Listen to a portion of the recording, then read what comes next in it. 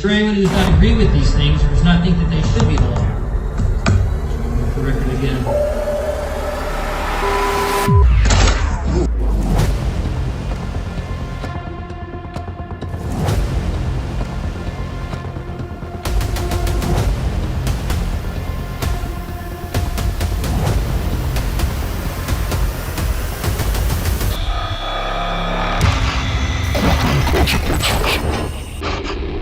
Like in the case of Michael Cox Jr., who was found guilty of inappropriately touching a 5-year-old girl.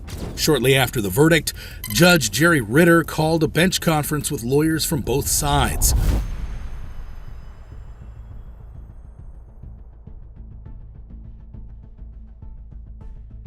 One of those lawyers was Deputy District Attorney Scott Key, who got Cox convicted.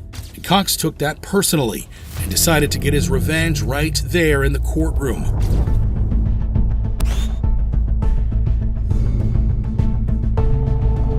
Just as the prosecutor was returning to his chair, Cox leaped out of his and attacked him. With Key on the floor, Cox continued the attack, but the prosecutor managed to get up. Now on his feet, the prosecutor decided to return Cox the favor. In the meantime, Judge Ritter got up from his bench and ran to the center of the action. At the same time, a person from the gallery ran to stop the brawl. Judge Ritter asked him to leave, letting the professionals handle the situation. Backup arrived and Cox was cuffed, while Judge Ritter cleared the courtroom. In prison for the original child molestation conviction and an additional 6.5 years for the courtroom attack. Michael Cox Jr. attacked the prosecutor after being found guilty, but how does that compare to a defendant knocking out his lawyer with one punch? Like in the case of Peter Hafer, who was charged with burglarizing a Kmart store. Hafer could not hire his own attorney and was assigned a public defender. That's when attorney Doug Crickmer came into the picture.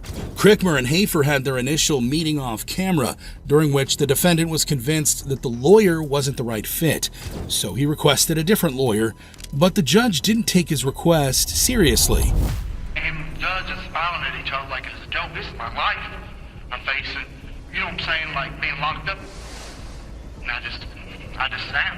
After the judge denied his request for a new public defender, Hafer took matters into his own hands, or more specifically, his right hand. He ain't doing nothing. I'm telling you, this ain't working. I'd rather have the prosecutor be my attorney than him. He'd probably give me a better trial. Continue rapping. His fist connected with the lawyer's chin and knocked him out. He followed that up with a few more hits to the lawyer's face and stomach. Attorney Doug Crickmer appeared on TV shortly after the attack. Good morning, Meredith. How are you? I'm probably better than you. I'm glad you're back at work, but boy, it's apparent you took a pounding there. He forgave Hafer and didn't press charges. Mr. Hafer's case, I certainly don't fault him or blame him. But the judge wasn't as forgiving. He sentenced the attacker to 6 months in prison for the attack. Peter Hafer attacked his lawyer in court to get a different lawyer. But what happens when a random inmate sucker punches an attorney who isn't even representing him? Copies of the reports. I would also note that provided... Like in the case of William Green, who blindsided Assistant Public Defender Julie Chase in a Fort Lauderdale courtroom. Green was in court on battery charges for attacking an employee at a mental hospital. But it wasn't his turn to appear before the judge, so he was seated with the other defendants. Public Defender Julie Chase was at the podium representing another inmate when Green got up and started walking towards her. Then, he blindsided her with a single punch that knocked her out. I would also note that provided... The sheriff's deputies arrived to take control of the situation. What happened? What just happened? Chase was rushed to the hospital where she made a full recovery before appearing on TV to describe the attack. It was just a bit of a shock. I didn't expect it, but I'm doing okay. Her mother recalled the moment she was informed of the attack. It didn't feel very well to get a phone call at work hearing that your daughter's been smashed in the face by somebody in court. But despite the shock and pain, Chase took the moment to advocate for better treatment of the mentally ill in jail. William Green received additional battery charges for the courtroom assault. But what happens when a defendant attacks not just his lawyer, but also his mother, like in the case of Christopher Jackson, who was charged with trespassing, resisting arrest, and unlawful weapon use? His mother accompanied him to the courtroom and tried to keep him in line when he started being disrespectful.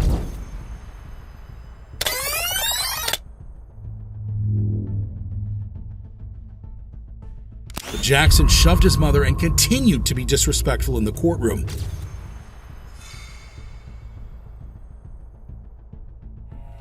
When his lawyer tried to reason with him, Jackson got even more agitated, slamming his feet on the floor.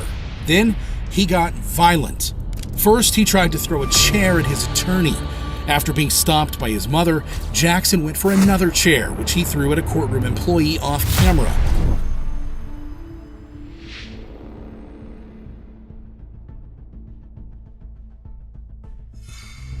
Jackson's mother and attorney rushed to stop him.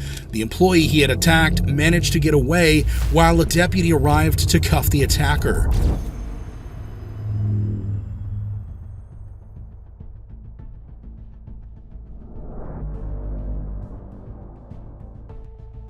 Another deputy entered the courtroom and asked Jackson's mother to step away from the bench.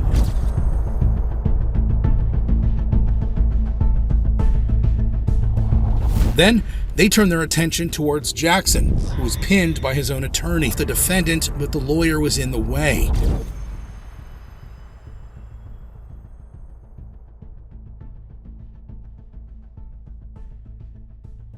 The other deputy asked the lawyer to move while getting his taser.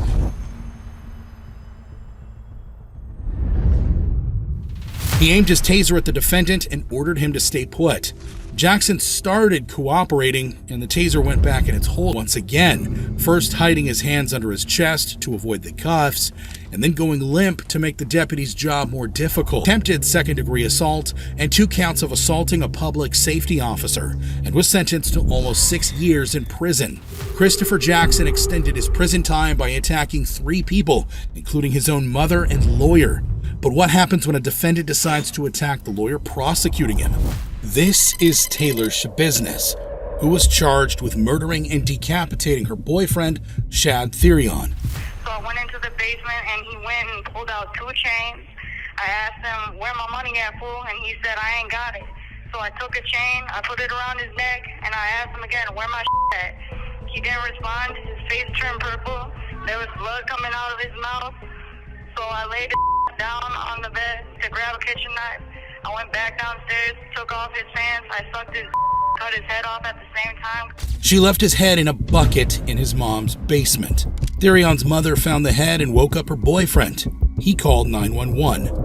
County Public Safety, how may I help you? My friend just woke me up and swears that she found her severed head of her son in the basement. Okay, can you repeat the address, sir? Then, Therion's mother got on the line. Very positive my son's head is in a bucket, a round bucket in my basement. What makes you think that? Because I looked in the bucket. And what did you see? Exactly what I told you. The 911 operator couldn't believe what he was hearing, and even wondered if the head was fake. And, I mean, you're sure it couldn't be like a fake head or something? The cops who saw the bucket couldn't believe what they were seeing. They kept flashing their flashlights into the bucket to double-check what was in it, and upon closer inspection, they found that it contained something other than Shad's decapitated head. Hold on.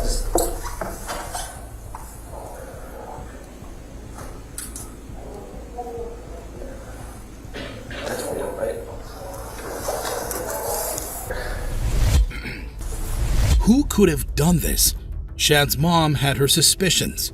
She told the cops exactly what she had told dispatch, that her son was last seen alive with his girlfriend, Taylor Shabiznes. That's what I'm about. Police went to an apartment complex where Shabiznes's Minnie was spotted. They found her covered in blood. Is this blood? Does this look like blood to you? Or am I just tripping? Bloody footprint? You see this right here? Taylor, you have one more for your wrist. Just put your hands behind your back, please. Anybody else in your apartment? You got Blood on your hands here, blood on. No, on your hands. Okay, yeah, we're gonna have to. A quick search of her van led to additional body parts that were in a crock-pot box. Shabiznis was arrested and charged with murder, mutilation of a corpse, and third-degree sexual assault. On the way to the police station, Shabiznis admitted to taking out Shad Therion. They took him out! They took him out! Woo! That's up. When she arrived at the police station, she continued to act strangely. Get a good one on my phone. All right. Then she was taken to the interrogation room, where she divulged gruesome details of her crimes. You said that she played with his after he was dead. Was it erect? At one point, she described choking Shad during sex and realizing that she had gone too far. The chain goes around his neck and started choking him.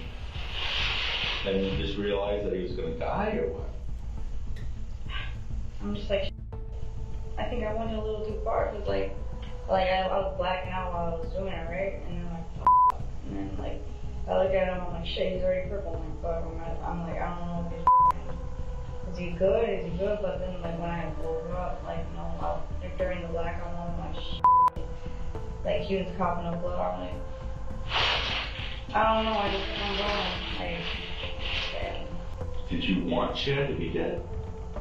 No, it was out of random. Like I wasn't expecting that, and it kind of threw me off guard. And it was in an open place, you know. Despite confessing to the murder and the dismemberment of Shad's corpse, Shabiznis pleaded not guilty by reason of insanity. Throughout her trial, she showed a lack of remorse and was caught smirking and chuckling at different points. She even appeared to make a finger gun gesture towards the judge.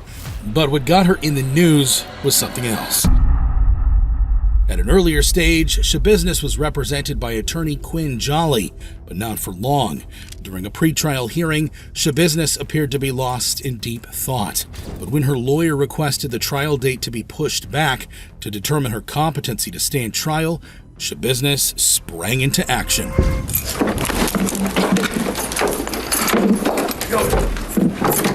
Stop it. Another camera in the courtroom caught the judge's reaction.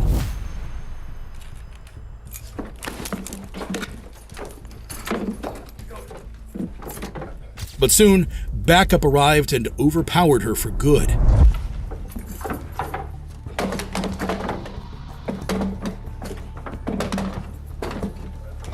Rachel, call.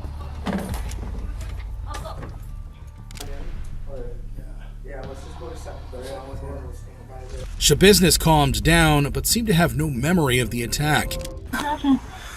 You went off on your attorney, Taylor. You went crazy on your attorney. You can't do that here. You okay? Yeah.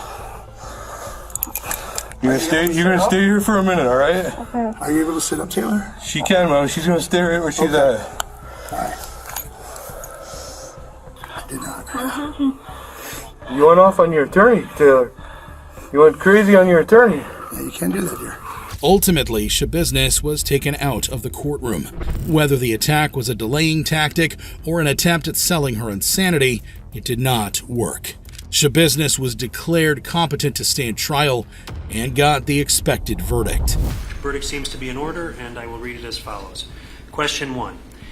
At the time the crimes were committed, did the defendant have a mental disease or mental defect? Answer, no. After dismissing her insanity defense, the jury found her guilty on all counts. At her sentencing, she was brought to court in a spit hood designed to prevent her from biting or spitting on anyone in the courtroom. State versus Galleon, so I have to consider the gravity of the offense, the character of the defendant, the need to protect the public, as well as other aggravating and mitigating circumstances. But throughout the proceedings, Shabiznis remained surprisingly calm, even when the victim's uncle gave her a new surname. So that name, Taylor Shit Business, fits you well. Then, the judge announced her sentence, and once again, she did not act out. It's the decision of this court and the judgment of the law that Ms. Shabiznis be count 1. That's the first-degree intentional homicide as a repeater. It's a Class A felony. I'm going to impose life imprisonment without the possibility of extended supervision. I believe that's appropriate in light of the findings that I've already made. She sat silently while the judge announced the rest of her sentence. As far as count 2, mutilation of a corpse as a repeater, a Class F felony, 7.5 years of initial confinement followed by 4 years of extended supervision. That'll be consecutive to count 1. Count 3, third-degree sexual assault as a repeater, Class G felony. I'm going to impose 3 years of initial confinement followed by 4 years of extended supervision. That will be consecutive to count 2 and count 1. And her calm demeanor might make you think that Taylor was done attacking people at random, but Shabiznis would do the same thing in prison. According to a criminal complaint, Shabiznis had fallen on a staple and needed medical care. A prison sergeant escorted her to the medical room, where Shabiznis lunged at the nurse. The sergeant held Shabiznis down, allowing the nurse to leave. Shabiznis then turned on the sergeant, who ended up with bruised ribs and an aching arm. The sergeant's head was also hit during the struggle, which ended with pepper spray. Shabiznis was charged with 1 count of battery by a prisoner and brought to court, where she attacked yet another lawyer. She was smiling and nodding to her attorney, but when he looked away, she suddenly attacked him. Question about that may be a moot point. All right. It is one witness, Your Honor. The deputies were much quicker this time around and managed to pull her back before she could do any real damage. Her attorney simply turned towards the prosecution and shrugged. We're off the record. Shabiznis has attacked 2 lawyers and a prison sergeant. But how does that compare to a defendant headbutting his own lawyer in court? Like in the case of Cody Jones, who was charged with attempted murder for trying to stab a guest to death. Scotty Bruce was asleep on the couch when Jones woke him up and accused him of taking his blanket. And before Bruce could say anything in his defense, Jones started stabbing him with a kitchen knife. He stated he was asleep on the couch. The suspect awoke him, saying that he had his blanket, produced a knife, and attempted to stab him. The victim got up, ran to the front door. The front door was locked, and the suspect proceeded to stab him multiple times while he said he was going to kill him. Police arrived on the scene to find Jones barricaded in his bedroom. After a while, the cops managed to talk Jones into surrendering. He was charged with 1 count of attempted murder and appeared in front of Judge William Ryan. Prosecutor Becky Shoring called Officer Adam Metzler to the stand. She calls Officer Adam Metzler to the stand. Did the victim make any statements as to the attempt to kill? Metzler then stated that he had heard from the victim. He stated he was asleep on the couch. The suspect awoke him, saying that he had his blanket, produced a knife, and attempted to stab him. After that, it was time for Jones's attorney to cross-examine the witness, but the defendant did not seem happy with his lawyer's performance. And where was the room? So did the incident allegedly happen in a living room? Were there any injuries on Mr. Jones that you saw? At one point, he started dictating questions, and when his lawyer rephrased the question for legal reasons, he didn't seem happy with the end result. Ask the question, you gotta ask the question. I just asked you. He took evidence of a white people with blood all over. What evidence did you collect from the scene? We took photographs of the scene. We collected 3 knives, and we also collected his shirt that he was wearing. Jones's frustration with his attorney reached its boiling point when the lawyer requested the judge to lower the bond. Interestingly, Jones was against the idea, insisting that Quarter mil fine. I don't want to argue.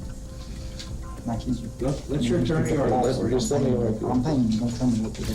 But his attorney kept trying to bring that $250,000 bond to $100,000, which further upset Jones.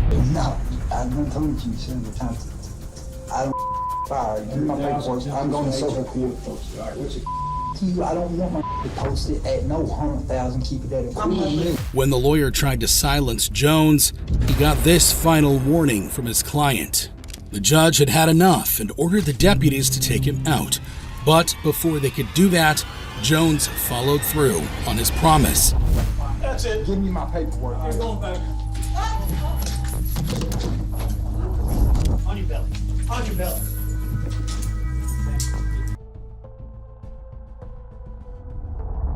His lawyer did not sustain any injuries and informed the court that he was fine. I'm good. That was just a light scratch. Good job, sheriffs. Jones was charged with third-degree assault for the headbutt. Cody Jones attacked his lawyer for not listening to him. But why would a defendant flip a table in the courtroom?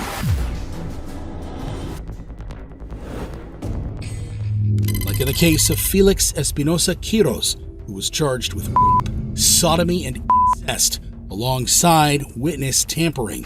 His accuser took the stand and began describing her experience, which angered Espinosa.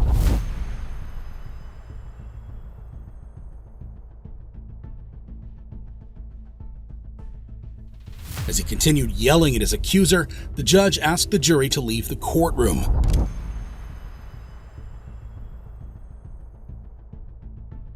Then, the prosecutor went over to the witness stand to take her away.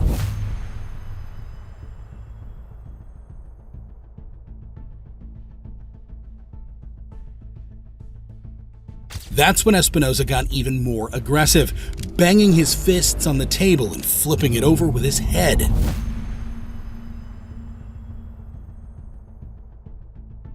A bailiff tried to restrain Espinosa, but he got up and shoved his own attorney. He tried to hit the bailiff and narrowly missed. The bailiff pulled out her taser, but before she could fire it, Espinosa took off.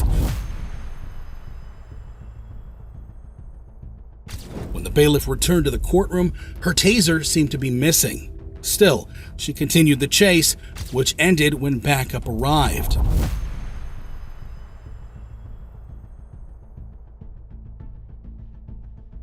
The witness, who had seen a good portion of the outburst, was escorted out of the courtroom, and Espinosa was brought back in handcuffs.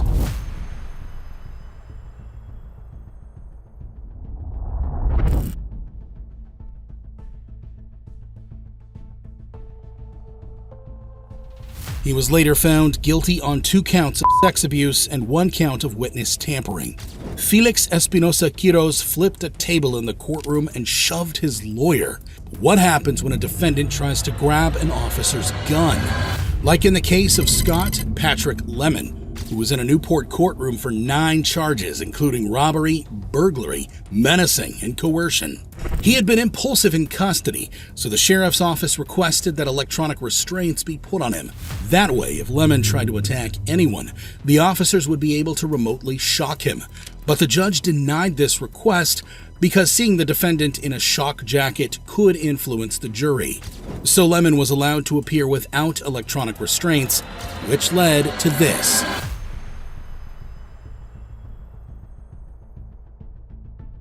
Lemon first rocked his chair, eyeing the officer's gun.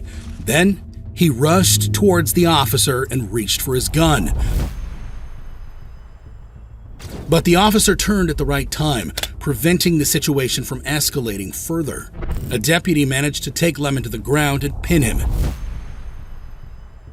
Scott Patrick Lemon tried to grab an officer's gun and got an escape charge added to his rap sheet. But what happens when a defendant gets mad at his lawyer for ignoring him? For anyone who does not agree with these things or does not think that they should be the law. With the record again, no one has raised their hands. Like in the case of Lamont Payne, who was on trial for attacking a corrections officer. After the jury regarding basics like presumption of innocence, the judge had a question.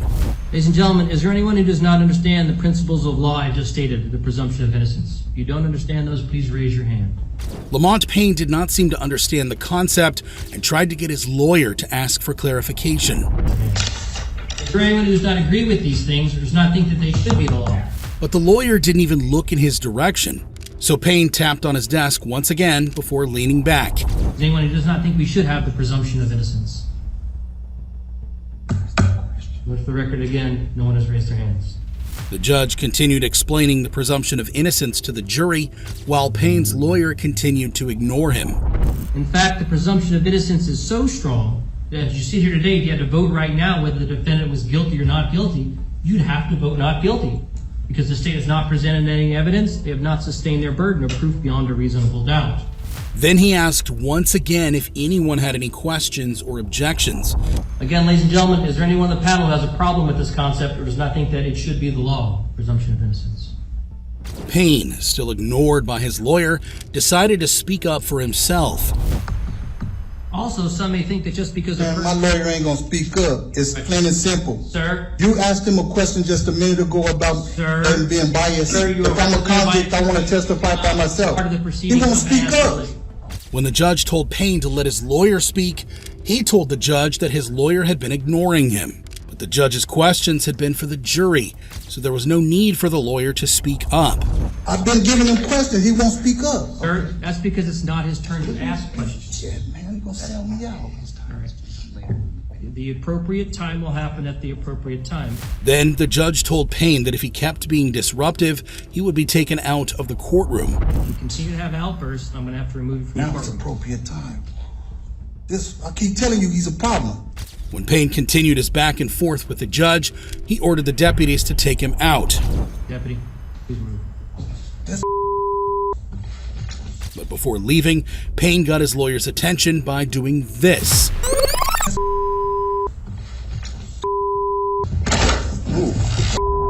The deputies intervened and put the cuffs on Payne.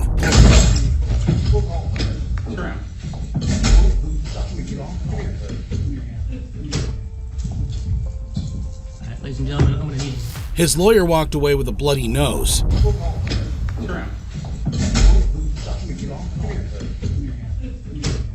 He would later appear on TV to talk about the incident. He also described this moment. I remember checking my teeth and then realizing they're all there. I can go for it. And I'm not going to press any charges. The lawyer was later dropped by the public defender's office after other clients complained that he had been ignoring them as well. Payne was frustrated with his attorney and decided to punch him. What happens when a defendant tries to stab the prosecutor in the courtroom? Like in the case of Joshua Harding, who was on trial for sexual abuse. Throughout the trial, Assistant Prosecutor Jonathan Roth kept emphasizing the severity of Harding's crimes and the impact they had on the children he hurt. Harding did not like this, which is why he came to court with a plan to make Roth pay. Just as the jury was returning to the courtroom with its verdict, Harding made his move.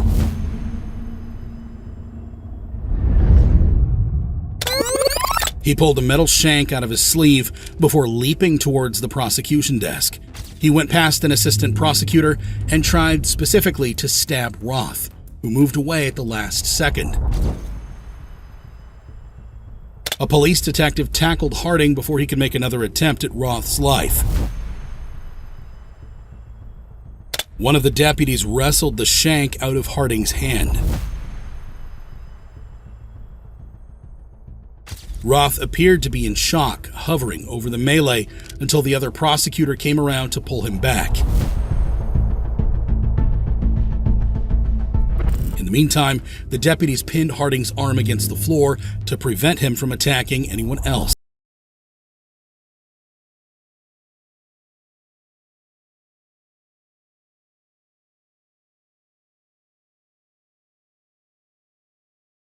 The gallery pointed out that the shank was still within Harding's reach, so Roth went over to pick it up, the shank that Harding had tried to kill him with, and placed it on his desk.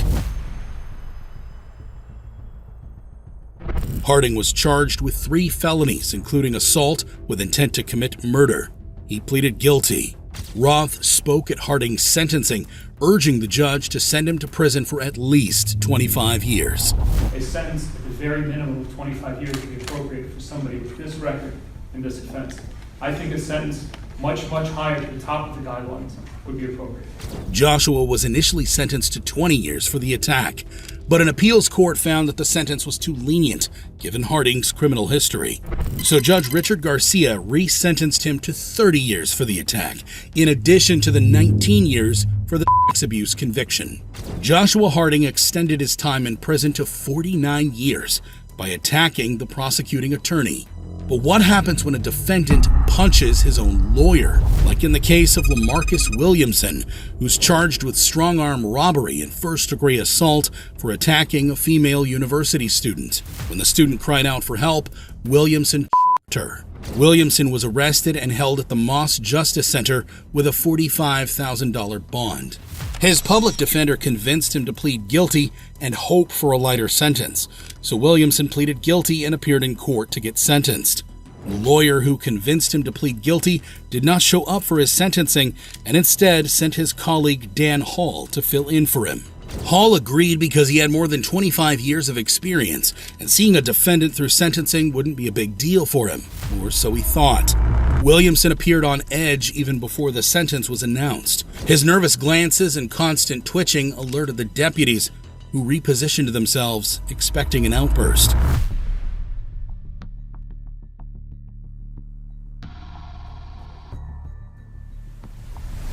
Finally, the judge announced Williamson's sentence, 15 years in prison.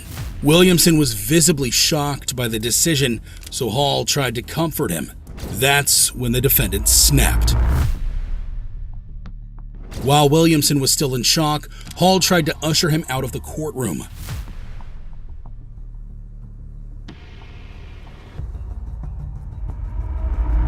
Williamson turned around and hit the lawyer in the face before getting dragged down to the ground. The deputies sprang into action and restrained him. Hall got up just as the officers rushed Williamson out of the courtroom. He seemed to have blood on his face, which he wiped with a tissue paper offered by an administrative assistant. He later revealed to the media that it was his 58th birthday and joked that getting punched was not the best birthday present. The defendant also got a present, an additional 6 months in prison for contempt of court. LaMarcus Williamson punched his lawyer after getting a 15-year sentence. But how does that compare to a killer spitting on his attorney? Like in the case of Keontae Hunter, who was charged with murder, attempted murder, and tampering with evidence. Cops in a Louisville neighborhood noticed a shirtless teenager jogging on the sidewalk. They noticed a heavy object in his pocket, which they believed to be a gun, so they asked him to stop. Hunter took off and tossed the gun over a fence before the cops could catch him. They eventually found the gun with the help of a canine unit. Hunter had a live .380 round that matched the gun. Around the same time, a shooting was reported at a nearby property. 21-year-old Jesse Williams had been shot to death. His girlfriend was also shot and suffered injuries to her leg.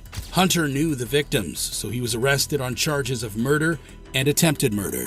In court, Hunter was represented by attorney Josh Roberts, who tried to get a part of his earlier testimony suppressed, arguing that the defendant wasn't mature enough to understand his legal rights. Keontae, who was a juvenile at the time, the case law does support, and just our own common sense knows that juveniles have a lowered understanding, a lower intelligence when it comes to legal rights and things of that nature. Hunter took his attorney's remarks personally, especially when the lawyer said he had lowered understanding. Hunter let the lawyer finish. I would argue that given his situation as a juvenile, that the Commonwealth has not met their burden showing that that was an intelligent and voluntary waiver.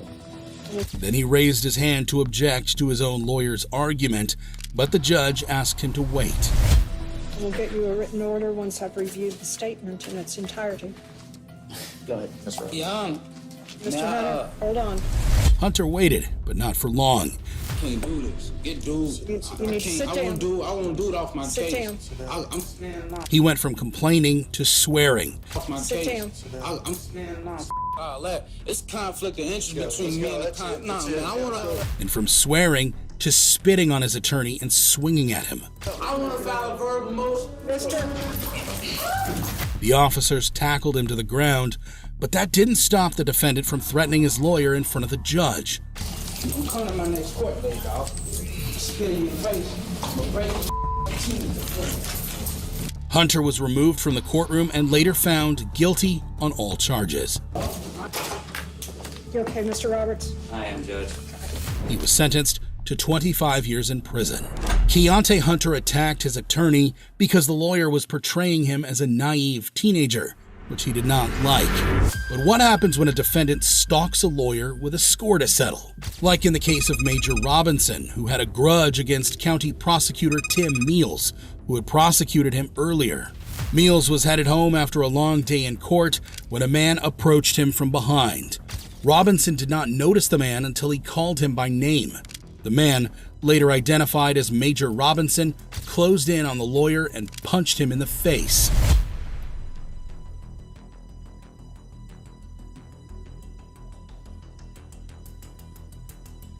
Another lawyer, Tyler Eason, intervened, pushing Robinson away.